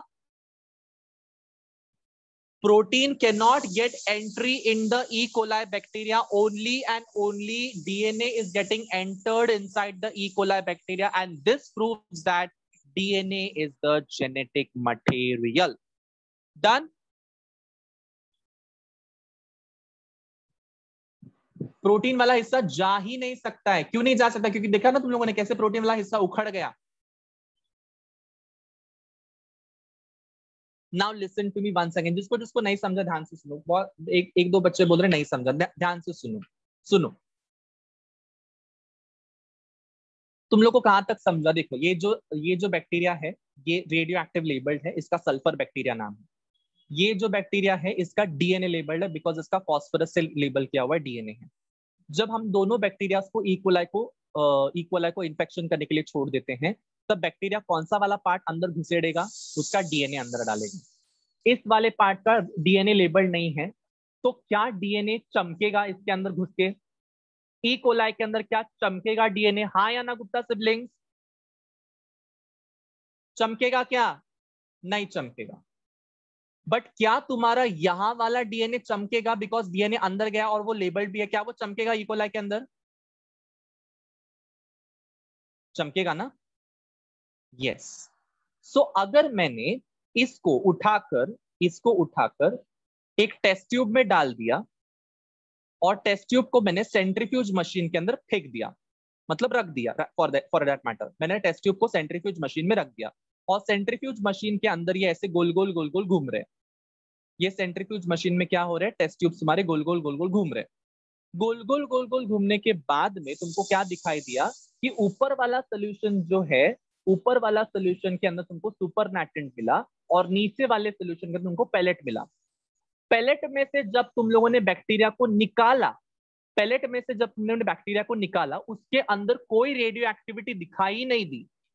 क्यों नहीं दिखाई दी? बिकॉज कौन सा वाला बैक्टीरिया को हम लोगों ने गोल गोल घुमाया था? यस एवरीवन, ये वाले इसको घुमाया था ना, S35 को घुमाया था. यस और नो? बैक्टीरियोफेज कौन सा था? S35 वाला था. उस वाले सॉल्यूशन को हम लोगों ने गोल गोल घुमाया था ना. तो क्या हमको रेडियो एक्टिविटी मिली क्या बॉटम के अंदर? बॉटम में रेडियो एक्टिविटी मिली? पेलेट में मिली रेडियो एक्टिविटी? नहीं मिली. मतलब ई कोलाई बैक्टीरिया के अंदर डीएनए नहीं है ना, प्रोटीन नहीं घुसा है, डीएनए घुसा हुआ है. ये हम लोगों ने कन्फर्म कर दिया उससे. समझ में आया? समझ में आया अभी? नेक्स्ट केस में क्या हुआ? जब हमने वापस से दूसरा वाला बैक्टीरिया को जिसके अंदर रेडियो एक्टिव लेबल डीएनए घुस गया है उसको सेंट्रीफ्यूज मशीन में डाला और जब हमने गोल गोल घुमाने के बाद में हमको जो पेलेट मिला तो पेलेट चमक रहा था, सुपरनैटेंट नहीं. क्योंकि पेलेट में क्या कलेक्ट होता है हमेशा? E coli bacteria. सो जो ई कोलाई बैक्टीरिया था वो चमक रहा था. क्यों? बिकॉज उसके अंदर क्या घुसा हुआ है? डीएनए. कौन सा डीएनए घुसा हुआ है? रेडियो एक्टिव लेबल डीएनए घुसा हुआ है. कौन से वायरस में से आया था वो? बैक्टीरियोफेज में से आया था. सबको सुपर क्लियर अमेजिंग वे में समझ में आया? हाँ या ना? चमका अभी? मतलब पेलेट में हमेशा ई कोलाई बैक्टीरिया रहेगा और ऊपर सुपरनैटेंट में सारा खाली सोल्यूशन रहेगा. सो जो पेलेट हम कलेक्ट करते हैं उसमें अगर चमकने वाला मटेरियल अवेलेबल रहेगा उससे हमको पता चलता है कि okay the DNA is the genetic material because DNA ही चमका रहा है तुम्हारे ई कोलाई बैक्टीरिया को, ना कि तुम्हारा radio active sulphur. Is that clear? Drop a heart.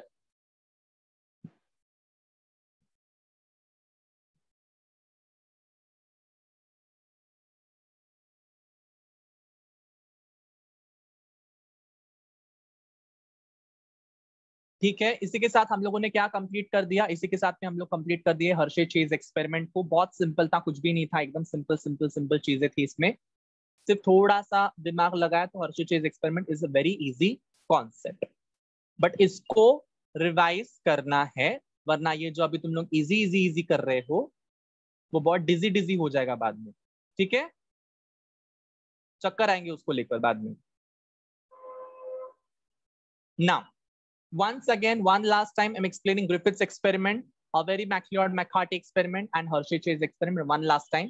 Streptococcus pneumonia को लिया था. S type and R type वाले स्ट्रेन्स होते हैं. एस टाइप में हम लोग जब माइस के अंदर इंजेक्ट करते हैं माइस मर जाता है. आर टाइप को जब इंजेक्ट करते हैं माइस जिंदा रहता है. हीट किल्ड एस टाइप को जब इंजेक्ट करते हैं माइस मर जाता है। जब रफ स्ट्रेन को और हीट किल्ड स्ट्रेन को हम लोग जब इंजेक्ट करते हैं, स्मूथ स्ट्रेन को जब इंजेक्ट करते हैं, हीट किल्ड स्मूथ स्ट्रेन को, तब हम लोगों का माइस जो है वो मर जाता है। उसके बाद में उसका ब्लड सैंपल कलेक्ट करने के बाद में हमको क्या मिलता है कि उसके ब्लड सैंपल में living S type of bacteria है। Living S type of bacteria आया कहां से? बिकॉज साइंटिस्ट ने कुछ ऐसा बोला कि हीट किल्ड बैक्टीरिया ने क्या किया, कुछ एक ऐसा मॉलिक्यूल छोड़ा रफ स्ट्रेन के पास में, कि वो रफ स्ट्रेन के पास में मॉलिक्यूल जाने के बाद में rough strain converted into living S type of bacteria. But वो कौन सा मॉलिक्यूल था, ये ग्रिफिथ एक्सपेरिमेंट से क्लियर नहीं हुआ। Next experiment is called as Avery MacLeod McCarty experiment. Avery MacLeod McCarty experiment में क्या हुआ था कि रफ स्ट्रेन ऑफ बैक्टीरिया को हीट किल्ड स्ट्रेन के अलग अलग कंपोनेंट्स के साथ में ऐड किया था। एक प्रोटीन के साथ में ऐड कर दिया, आरएनए के साथ में ऐड कर दिया, और तुम्हारे डीएनए के साथ में ऐड कर दिया। तो जिस ट्यूब में डीएनए था उसी ट्यूब में ही तुम्हारा रफ स्ट्रेन जो है वो तुम्हारे स्मूथ स्ट्रेन में कन्वर्ट हो गया, लिविंग स्मूथ स्ट्रेन में कन्वर्ट हो गया। इसीलिए हमने क्या बोला कि okay DNA was the one who is responsible for this transforming principle। But फिर भी कंफर्म करने के लिए हमने क्या किया, प्रोटीएज, डीएनएज, आरएनएज जब हमने डाला उस सोल्यूशन के अंदर, तब हमने क्या देखा कि सिर्फ डीएनएज जब डालते हैं तभी सिर्फ माइस जिंदा रहता है, बाकी सारे टाइम पे प्रोटीएज, आरएनएज जब डालते हैं तब माइस मर जाता है, बिकॉज डीएनए अवेलेबल रहता है प्रोटीन को, सॉरी डीएनए अवेलेबल रहता है तुम्हारे रफ स्ट्रेन को स्मूथ स्ट्रेन में कन्वर्ट करने के लिए। अवेरी मैक्लियोड मैकार्टी एक्सपेरिमेंट के साथ में हम लोगों ने हर्शे चेज एक्सपेरिमेंट्स को देखा। हर्शे चेज एक्सपेरिमेंट में हमने क्या देखा कि रेडियो एक्टिव सल्फर था, रेडियो एक्टिव फास्फोरस था। Radio active sulphur and radio active phosphorus किसको जाके लेबल करता है? रेडियो एक्टिव सल्फर जो है वो तुम्हारे प्रोटीन कैप्सूल को जाके लेबल करता है, इसलिए बाहर का चीज हम लोग ने लाल लाल कलर से दिखाया हुआ है। रेडियो एक्टिव फास्फोरस जो है वो तुम्हारे डीएनए को लेबल करता है रेडियो एक्टिवली, इसलिए मैंने डीएनए को लाल लाल दिखाया हुआ है। उसके बाद में हमने क्या देखा कि जो बैक्टीरियोफेज है it is a virus that infects the bacteria. कौन सा वाला बैक्टीरिया? इकोलाई नाम का बैक्टीरिया। जब वो बैक्टीरिया को वायरस तुम्हारा बैक्टीरिया को इन्फेक्ट करता है तब उसका एक जेनेटिक मटेरियल अंदर जाता है।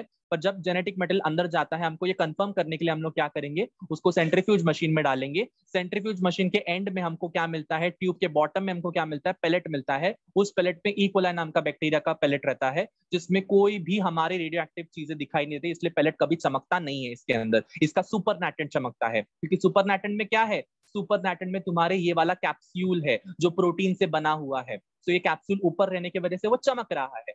जैसे ही मैंने सेकंड वाले केस को उठाया और उसको सेंट्रीफ्यूज मशीन में डाला, सेकंड वाले बैक्टीरिया का सुपरनैटेंट नहीं, उसका पेलेट चमकना चालू किया, बिकॉज पेलेट में हमेशा क्या कलेक्ट होता है, इकोलाई का बैक्टीरिया। उस इकोलाई के बैक्टीरिया में कौन सा वाला रेडियो एक्टिव लेबल क्या है, रेडियो एक्टिव लेबल तुम्हारा डीएनए है। कौन से किस में से आया, वो बैक्टीरियोफेज में से आया। अब जो बैक्टीरियोफेज में से रेडियो एक्टिव लेबल डीएनए था, वो उसकी वजह से वो पूरा नीचे वाला सोल्यूशन जो पेलेट जो है वो चमकना स्टार्ट किया, सुपरनैटेंट एकदम क्लियर रहा। क्योंकि सुपरनैटेंट में क्या है, it is containing no phosphorus detector in supernatant. Is that clear? इससे हम लोगों ने क्या फाइंड आउट किया कि DNA is the genetic material, DNA is travelling from your bacteriophage to the E coli. Is that clear everyone?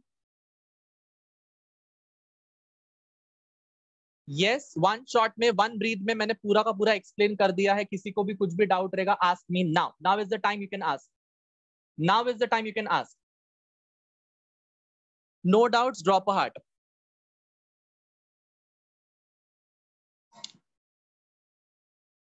Yes, मैंने ये challenge ही उठा लिया कि कैसे समझ कैसे नहीं रहा है, क्योंकि लास्ट लेक्चर में बहुत सारे बच्चों ऐसे थे कि नहीं समझ रहा है, नहीं समझ रहा है, नहीं समझ रहा है। आई टुक अ चैलेंज नाउ कि समझ नहीं रहा है मतलब कैसे नहीं समझ रहा है, समझना ही चाहिए। अब समझा सबको? चलिए फिर आगे बढ़ते हैं। तीनों एक्सपेरिमेंट समझ में आ गए, आगे बढ़ते हैं। आगे बढ़ने से पहले एक चीज तुम लोग को मैं बताना चाहता हूं कि there was a scientist called as Frederick Miescher. Okay, there was a scientist called as Frederick Miescher.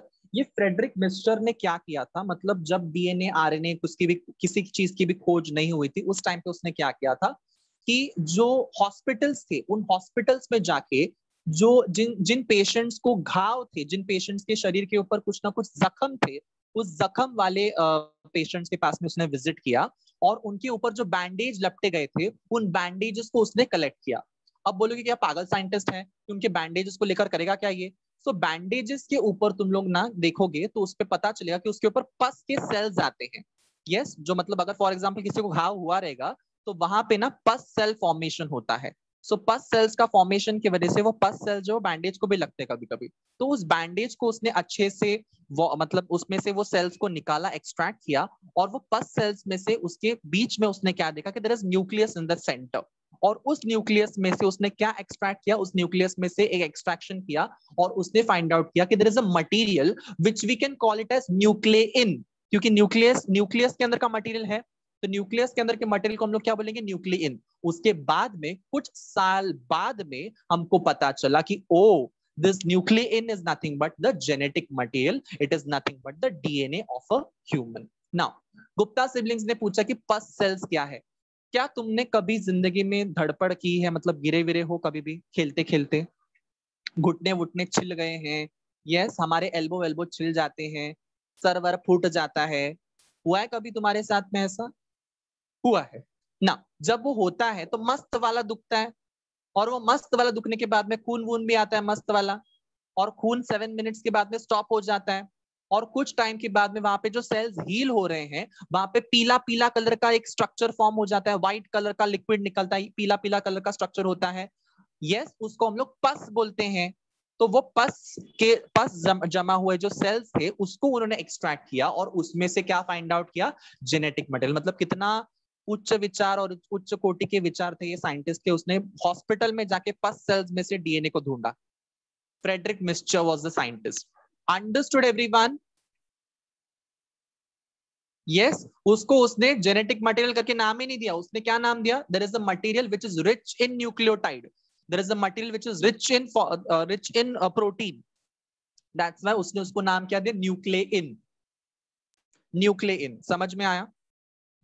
Now with this understanding I would like to show you one video जिसमें हम लोग क्या समझेंगे कि हर्शे एंड सॉरी तुम्हारा ये वाला Griffith experiment में कैसे हुआ और अवेरी मैक्लियोड मैकार्टी एक्सपेरिमेंट कैसे हुआ। I won't speak even a single word right now, I will just show you the video so that you will memorize it, you will revise it once again, one last time in the video section. Done? Be ready.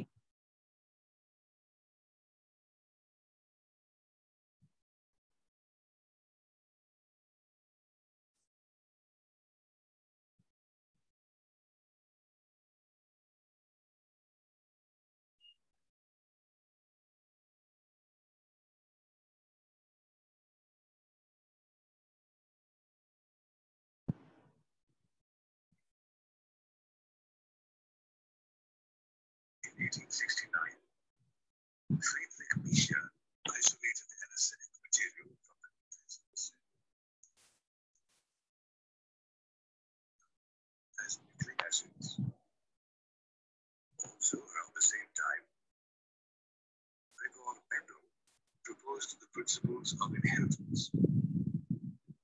In fact, Gregor Mendel, Thomas Hunt Morgan, Walter Sutton, and numerous other scientists had narrowed their search for genetic material to chromosomes.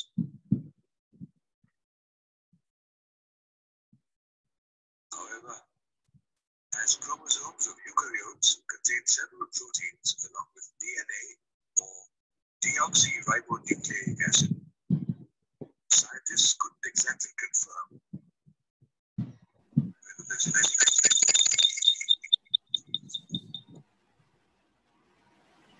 by around 1926,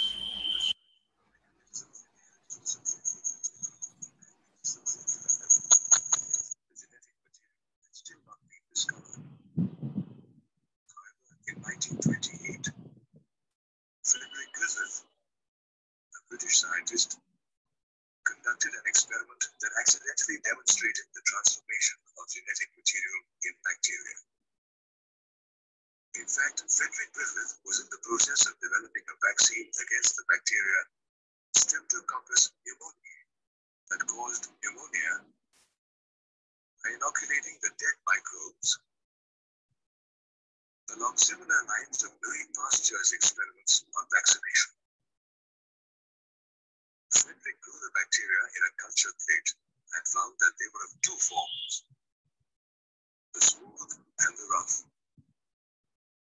This was because the smooth, shiny colonies, or the S strain of the bacteria, possessed a mucus or a polysaccharide coat, while the rough colonies, or the R strain, had no such coat.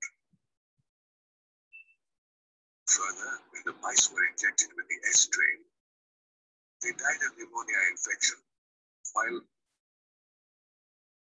infected with the R strain did not develop pneumonia. This proved that the S strain of bacteria was virulent or lethal, while the R strain was harmless. Frederick also found that eating killed the bacteria. So when he strain bacteria into the mice, they did not die. On the other hand, when he injected a mixture of R strain bacteria and heat-killed S strain bacteria, the mice died. Surprisingly, he even recovered the living S strain of bacteria from the dead mice. So on the basis of this experiment, Frederick concluded that the heat-killed S strain bacteria had somehow transformed the R strain bacteria. He also concluded that the reason why the R strain bacteria produced a smooth polysaccharide coat and became lethal or virulent was because of the transfer of some genetic material from the heat-killed S strain bacteria. However, there was still no means to ascertain or identify the genetic material that was transferred and responsible for the transformation process. Later, after 16 years, in 1944, a team of 3 scientists, Oswald Avery, Colin MacLeod, and Macklin McCarthy, once again began research on the experiment that was once conducted by Frederick. At that time, they tried to identify the biochemical nature of the transform principle in Frederick's experiment. For this, the scientists first purified biochemicals such as proteins, DNA, and RNA or ribonucleic acid from the heat-killed S strain bacteria. They did so to identify the biochemical responsible for transforming the live R strain into S strain bacterial cells. Through their experiments, they discovered that it was the DNA from the S strain bacteria that had transformed the R strain bacteria. They also found that digestion of the DNA of heat-killed S strain with DNase inhibited transformation. Further, the scientists also discovered that addition of proteases or protein digesting enzymes and RNases or RNA digesting enzymes did not affect the transformation. This led to the conclusion that proteins or RNA were not transforming substances, and in fact that DNA was the cause for the transformation. Thus, through their experiments, Oswald Avery, Colin MacLeod, and Macklin McCarthy concluded that DNA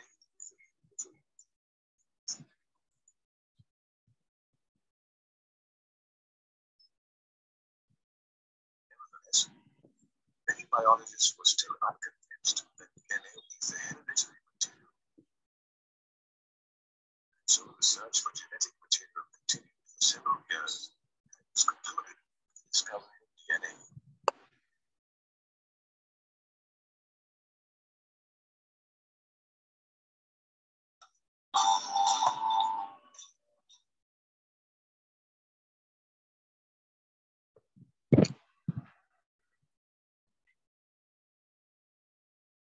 So everyone understood this?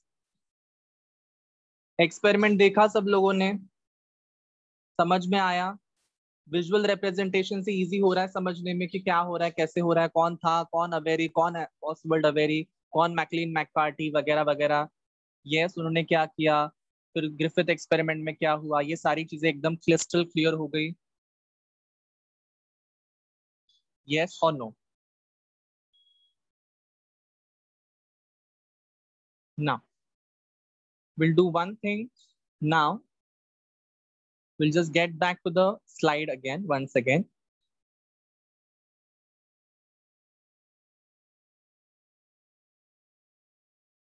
Okay, let me share the screen once again. Yes, can you all see the screen now? You?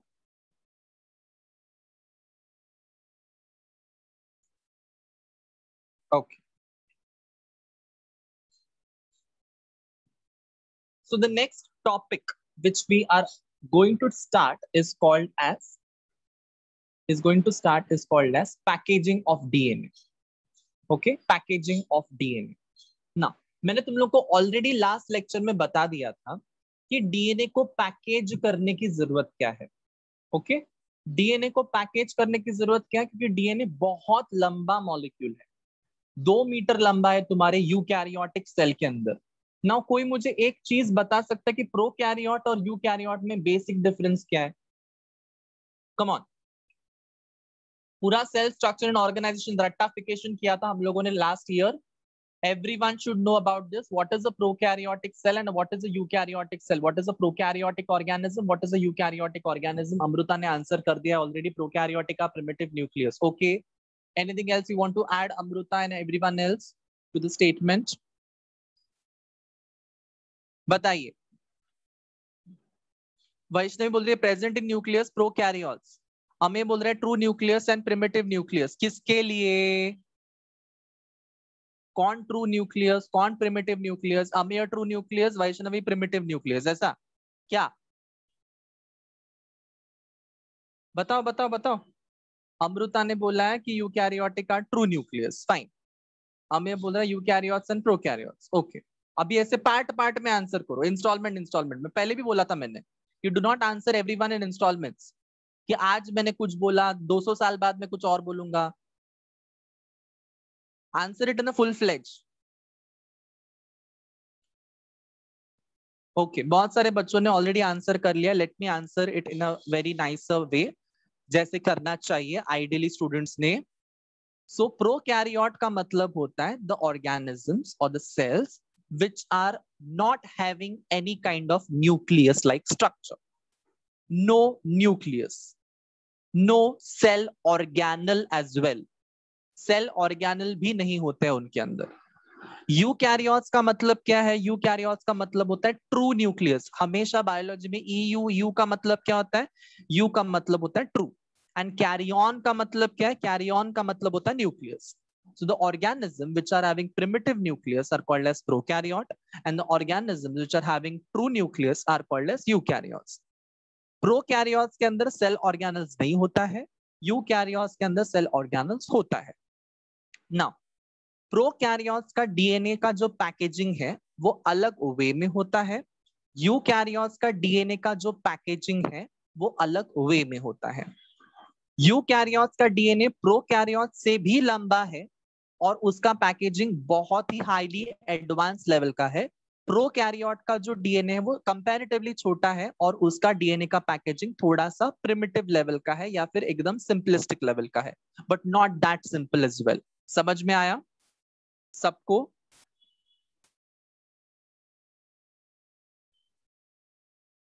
yes or no?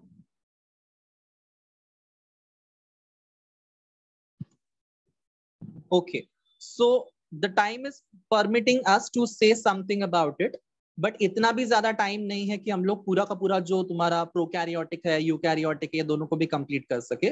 So for now, for time being, we are going to complete or we are going to start at least with the packaging to the prokaryotes. Okay, everyone. So अभी हमारा Avery, MacLeod, McCarty, Hershey Chase experiment, Griffith experiment खत्म हो गया. हमको पता चल गया कि okay fine, DNA is a genetic material. Now how it is going to get packed inside the cells, let's say for example prokaryotic cell, let's say for example eukaryotic cell. इसके अंदर ये इतना लंबा डीएनए, जो 2 metre लंबा DNA eukaryotes के अंदर, इतना लंबा डीएनए इतने छोटे से चिल्ले पिल्ले से न्यूक्लियस में कैसे पैक होगा, ये हमको पढ़ना है, जो कि हमने ऑलरेडी पढ़ा हुआ है, बट इसको हायर लेवल में अच्छी तरीके से एकदम फिनिशिंग के साथ में पढ़ना है. ठीक है, मैंने ऑलरेडी इसका ग्लिम्स तुम लोग को स्टार्टिंग ऑफ द लेक्चर में, लेक्चर नंबर 1 में मैंने तुम लोग को दिया हुआ था. याद आ रहा है किसी को? मैंने कैसे सिखाया था कि क्रोमोसोम कैसे बना, डीएनए कैसे बना, व्हाटएवर इट इज. यस, ये मैंने ऑलरेडी एक्सप्लेन कर दिया है. अब तुम लोग को क्या पढ़ना है? अब तुमको मैंने यूकैरियोट का एक्सप्लेन किया था, अब तुमको किसका पढ़ना है? प्रोकैरियोट का पढ़ना है. सो प्रोकैरियोट को पढ़ने से पहले हमको पहले टिपिकल प्रोकैरियोटिक सेल को इमेजिन करना पड़ेगा. अब टिपिकल प्रोकैरियोटिक सेल मतलब क्या है? कि जो हम लोगों ने 11th स्टैंडर्ड में ड्रॉ किया था ना सेल, वो सेम सेल जिसके अंदर न्यूक्लियस होता नहीं है, जिसका जेनेटिक मटेरियल उसके प्रोटोप्लाज्म में होता है। प्रोटोप्लाज्म माने क्या, बताओ, व्हाट इज प्रोटोप्लाज्म? कुछ इक्वेशन दिए था ना मैंने प्रोटोप्लाज्म को याद करने के लिए। What is called as protoplasm? Okay चलो, what is cytoplasm?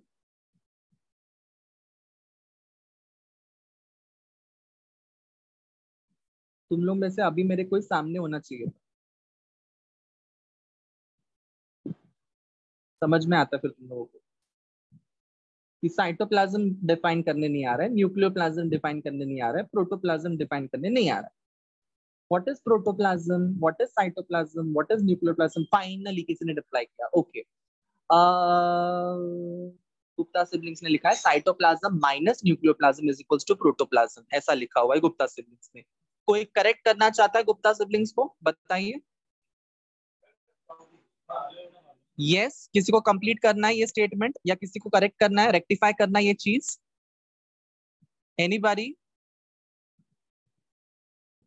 What is protoplasm? ये नहीं सीखा ना तो आगे नहीं बढ़ेंगे हम लोग। We should know what is protoplasm. Protoplasm नहीं पता, चले डीएनए पैकेजिंग पढ़ ले। यस, कार्तिक ने बोला है the cytoplasm and the nucleus of a cell. क्या मतलब, क्या क्या किसकी बात कर रहे हो? नहीं समझा मुझे। थैंक गॉड किसी ने करेक्ट आंसर किया। ओ, वापस गुप्ता सिबलिंग्स ने अपने पहले खुद गलत आंसर देते फिर खुद ही सही आंसर देते। Very good, I am so happy about it कि चलो खुद की मिस्टेक खुद ने सॉल्व कर ली। प्रोटोप्लाज्म का मतलब क्या होता है कि जब साइटोप्लाज्म और न्यूक्लियोप्लाज्म को हम लोग ऐड करेंगे तब होता है प्रोटोप्लाज्म। नाउ जो नए बच्चे उनको समझ में नहीं आता रहेगा तो मैं उनको समझाना चाहता हूँ कि एग्जैक्टली मैं क्या बोल रहा हूँ, प्रोटोप्लाज्म, साइटोप्लाज्म, न्यूक्लियोप्लाज्म, ब्ला ब्ला ब्ला ब्ला ब्ला ब्ला। लिसन, ये तुम्हारा सेल है, कोई भी सेल ले लो, लेट्स से फॉर एग्जांपल तुम्हारा यूकैरियोटिक सेल है। उस यूकैरियोटिक सेल के अंदर ये एक न्यूक्लियस होता है। सो जो तुम्हारे सेल के अंदर का फ्लूइड रहता है उसका नाम है साइटोप्लाज्म। जो न्यूक्लियस के अंदर का फ्लूइड रहता है उसका नाम है न्यूक्लियोप्लाज्म। मैंने कहा सेल के अंदर का जो फ्लूइड है उसको हम लोग साइटोप्लाज्म बोलेंगे, न्यूक्लियस के अंदर जो फ्लूइड है उसको हम लोग न्यूक्लियोप्लाज्म बोलेंगे। जब मैं साइटोप्लाज्म और न्यूक्लियोप्लाज्म को ऐड करता हूं तो मुझे क्या मिलता है पता है? प्रोटोप्लाज्म। समझा? Drop a heart.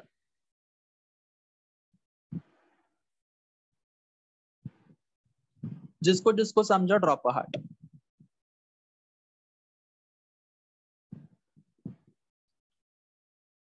वापस से एक बार सुनो, साइटोप्लाज्म मतलब क्या है मैं तुम लोग को शेड करके दिखाता हूं फिर तुम लोग को और अच्छे से समझेगा। साइटोप्लाज्म के लिए मैं रेड कलर का शेड यूज कर रहा हूं, मैं रेड कलर की शेडिंग कर रहा हूं, दैट इज साइटोप्लाज्म।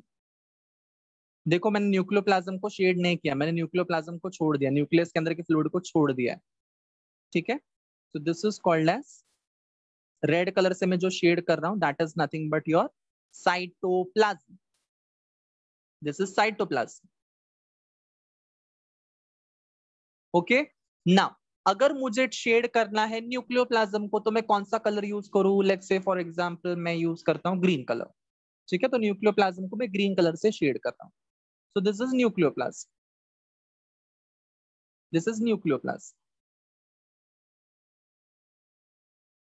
अब मुझे बताना है प्रोटोप्लाज्म किधर है। मैंने साइटोप्लाज्म को रेड कलर से दिखाया, न्यूक्लियोप्लाज्म को मैंने ग्रीन कलर से दिखा, अब मुझे दिखाना है प्रोटोप्लाज्म। तो प्रोटोप्लाज्म के लिए मैं क्या करूंगा? पूरा सेल को मैं कलर कर दूंगा ब्लैक कलर से। ये पूरा, ये पूरा जो है it is nothing but protoplasm. अब चमका सबको। सो बेसिकली इक्वेशन क्या है? Protoplasm is equals to cytoplasm plus nucleoplasm. अगर मुझे न्यूक्लियोप्लाज्म को लिखना है तो मैं क्या करूंगा? Is equals to protoplasm minus cytoplasm. अगर मुझे साइटोप्लाज्म को लिखना है तो मैं क्या करूंगा? Protoplasm minus nucleoplasm. समझा? मतलब बड़े में से छोटे को माइनस कर दो। बड़ा क्या है? प्रोटोप्लाज्म। छोटा क्या है? साइटोप्लाज्म। छोटा क्या है? न्यूक्लियोप्लाज्म। समझा अभी सबको?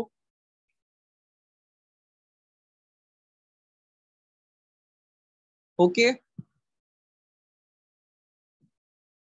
Okay, I don't think so this we can start, और वी कैन मतलब थोड़ा सा भी हम लोग स्टार्ट कर सकते हैं, बट फिर भी एक छोटा सा एक इंट्रोडक्टरी पार्ट में सिखा रहा हूँ। इंट्रोडक्टरी पार्ट है वो completely.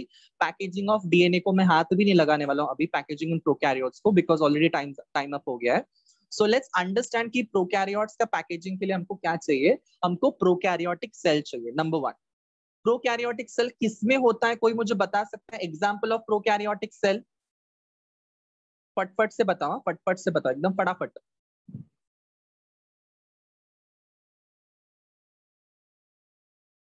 Yes everyone, okay very good. Bacterial cell जो रहते हैं वो टिपिकल प्रोकैरियोटिक सेल है। क्यों टिपिकल प्रोकैरियोटिक सेल है बैक्टीरियल सेल? बिकॉज बैक्टीरिया के सेल के अंदर न्यूक्लियस नहीं होता है।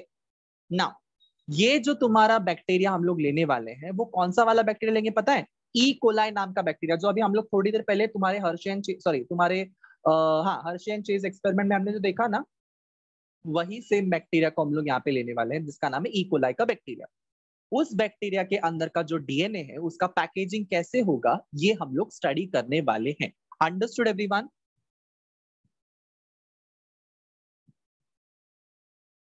हाँ या ना?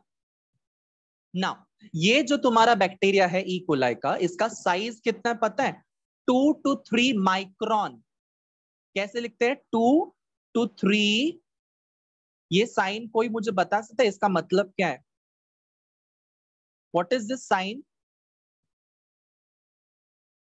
What is this sign? Very good, this is called as sorry mu mu mu. This is called as mu.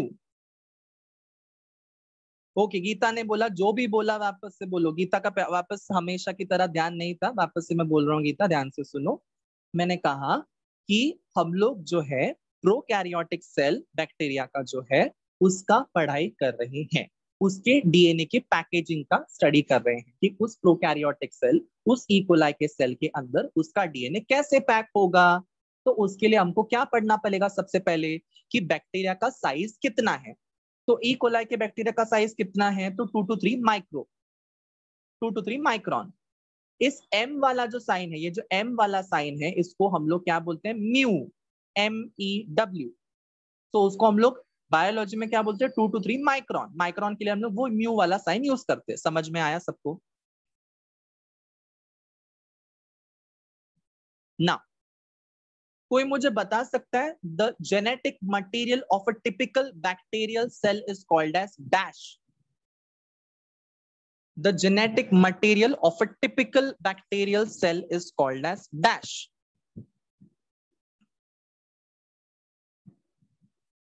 Come on, faster.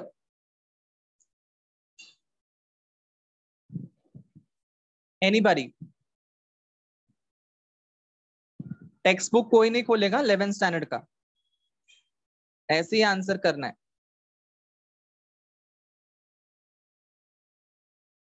Come on everyone.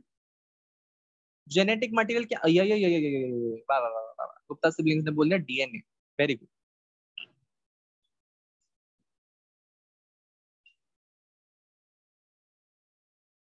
Jeans, very good. अभी और हर एक अलग अलग आंसर आएंगे। डीएनए, जीन्स, क्रोमोसोम, क्रोमोनिमा, सारे answers आएंगे अब। Chromatin, दुनिया भर के।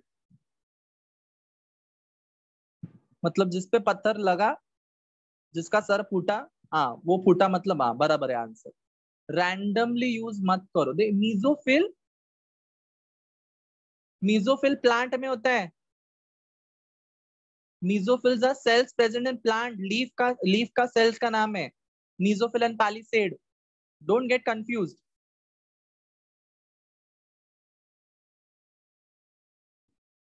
मीजोफिल का कोई चक्कर ही नहीं है यहाँ पे।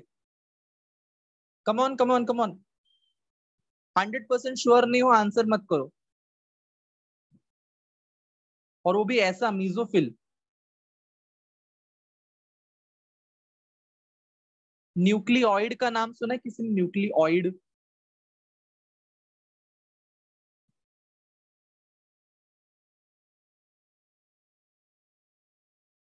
जिसने जिसने न्यूक्लियोइड का नाम सुना जस्ट टाइप यस सर।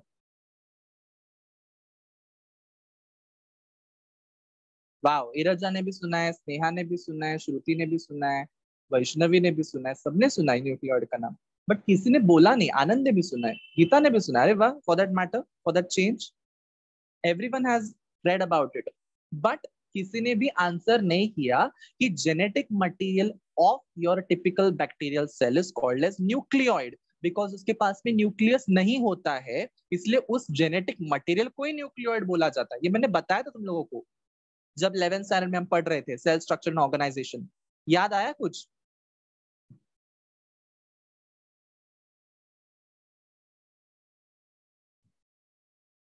आया कि नहीं आया? हाँ। सो ये जो न्यूक्लियोइड रहता है ये छोटा सा होता है, ये सर्कुलर होता है, बट सर्कुलर होने के साथ साथ ये हाईली फोल्डेड भी होता है। तुम लोगों ने जब बैक्टीरिया का सेल ड्रॉ किया था, कुछ ऐसा ड्रॉ किया था, ऐसा ओवल शेप का। ओके, यहाँ से ऐसे एक शेंडी निकाला था। वो शेंडी का नाम मुझे कोई बताएगा क्या? नहीं, मुझे पता नहीं, इसलिए मैं पूछूंगा भी नहीं। फिर ऐसे बाल जैसे स्ट्रक्चर्स निकाले थे, मैं जानबूझ के नाम नहीं ले रहा हूँ किसी भी चीज का। फिर ऐसे बाल जैसे स्ट्रक्चर्स के बाद में अंदर क्या बनाया था मैंने? अंदर ऐसे कुछ तो एक बनाया था, कोनिकल फ्लास्क जैसे। उस कोनिकल फ्लास्क को चिपक के मैंने ऐसा कुछ नूडल जैसा बनाया था। यस, ऐसा ऐसा कुछ बनाया। इस नूडल जैसे स्ट्रक्चर को मैंने नाम दिया था न्यूक्लियोइड। चमका?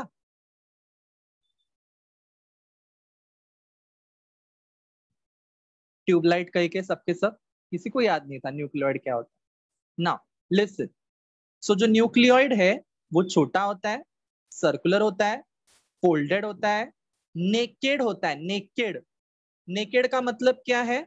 नेकेड का मतलब होता है इसके ऊपर कोई कवरिंग नहीं है। न्यूक्लियस है क्या उस न्यूक्लियोइड के ऊपर? है, कवर करने वाला न्यूक्लियस है, इसलिए उसको नेकेड डीएनए भी बोला जाता है। Naked DNA, NAKED, naked. ठीक है, नेकेड का मतलब क्या है? बेसिकली नेकेड का मतलब होता है नंगा। एक इंग्लिश वर्ड है ये naked, like without any clothes. तो उसको हम लोग नेकेड बोलते हैं। वैसे ही उसका न्यूक्लियस जो है वो नहीं है तुम्हारे बैक्टीरिया के सेल के अंदर, इसीलिए डीएनए को नेकेड बोला गया। अब ये डीएनए कितना लंबा है पता है? 1100 माइक्रोन, 1100 माइक्रोन।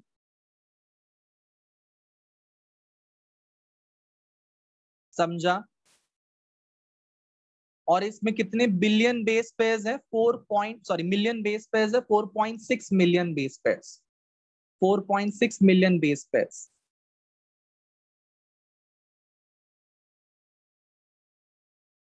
इस टॉपिक पे हम लोग यहाँ पे रुक जाते हैं।